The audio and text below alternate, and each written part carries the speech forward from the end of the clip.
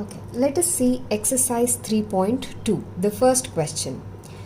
In figure 3.28, that is this figure, find the values of x and y and then show that AB is parallel to CD. So we have to find the value for x and y and also prove that AB is parallel to CD. I'll write, that is to find x and y and to prove that AB is parallel to CD. Now let us see the solution.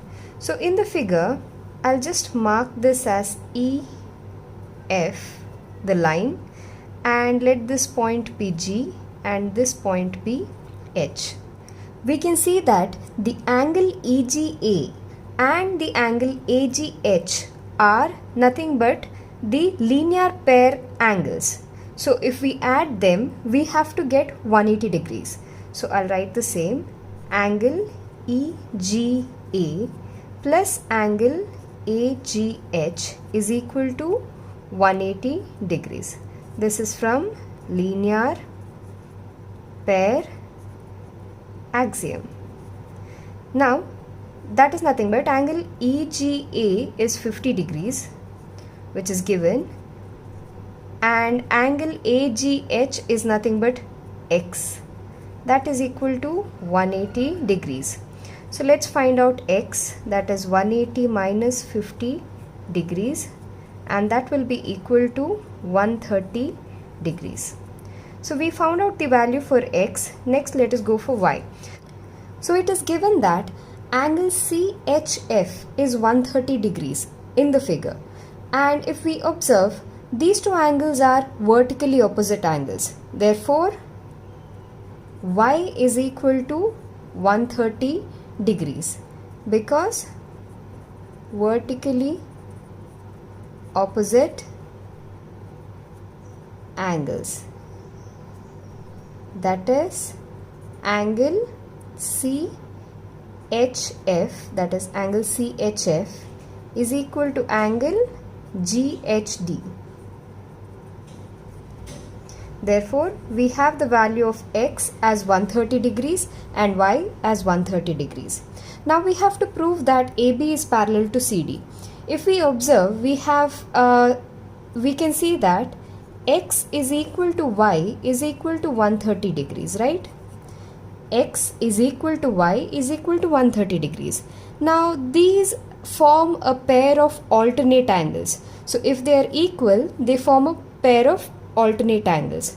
So since x is equal to y, form a pair of alternate interior angles, we can say that AB is parallel to CD from converse of alternate angles theorem. So the alternate angles theorem, if we see the converse of it, if a transversal intersects two lines such a way that a pair of its interior alternate angles are equal, then the lines are said to be parallel to each other. So therefore, proved.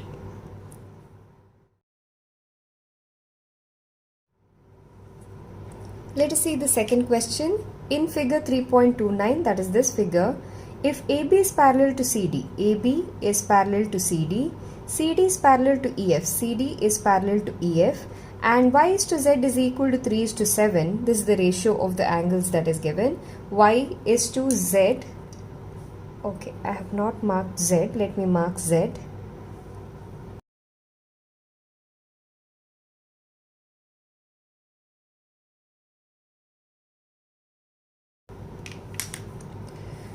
and y is to z is equal to 3 is to 7, so y is to z is given as 3 is to 7. We have to find what is x. Now let us write the given information. It is given that AB is parallel to CD. also CD is parallel to EF, and the ratio of the angles Y and Z, Y is to Z is equal to 3 is to 7. What we have to find out is X. Let us see the solution.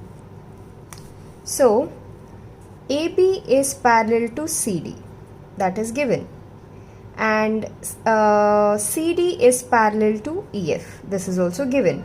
Now since two lines are parallel to the same line, that is AB is parallel to CD and EF is parallel to CD, therefore AB will be parallel to EF.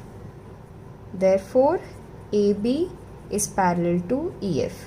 This is because lines parallel to the same line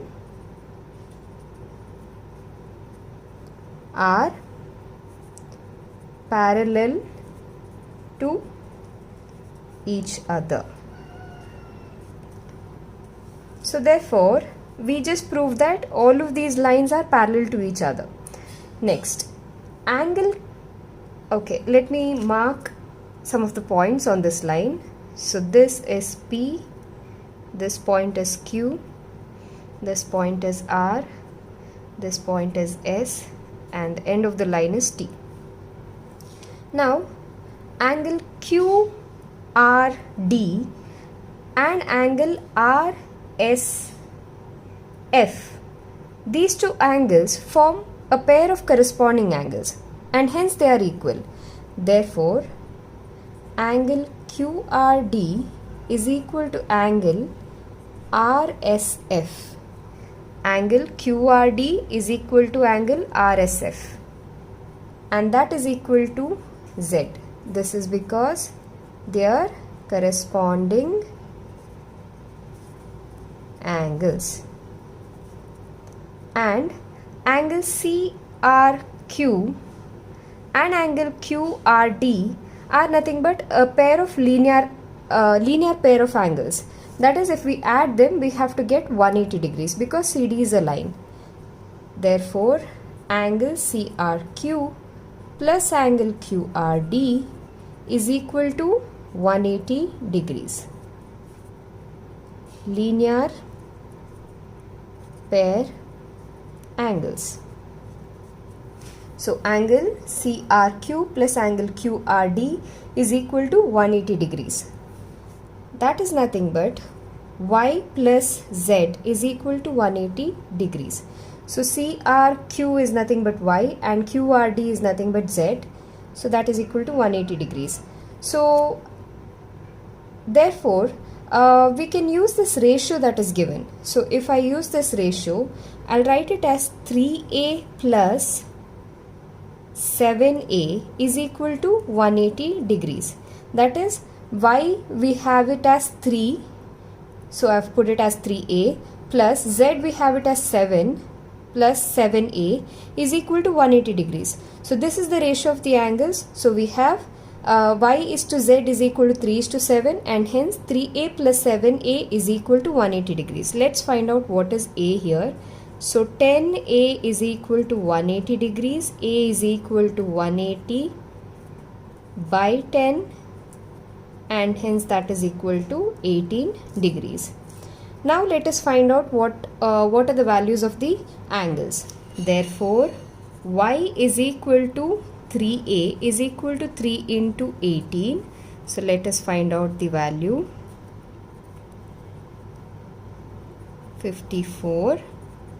So we get Y as 54, and we have Z is equal to 7A. So 7 into 18. So 18 into 7. We have 126 as the angle, and we have to find what is X now. Now if we observe, X is equal to Z. That is, X is equal to Z. We know that QRD is Z, right? So the angle X is equal to QRD because they are a pair of alternate interior angles. Therefore X is equal to Z is equal to 126 degrees because alternate interior angles. Therefore, we have the value of angle x that is equal to 126 degrees.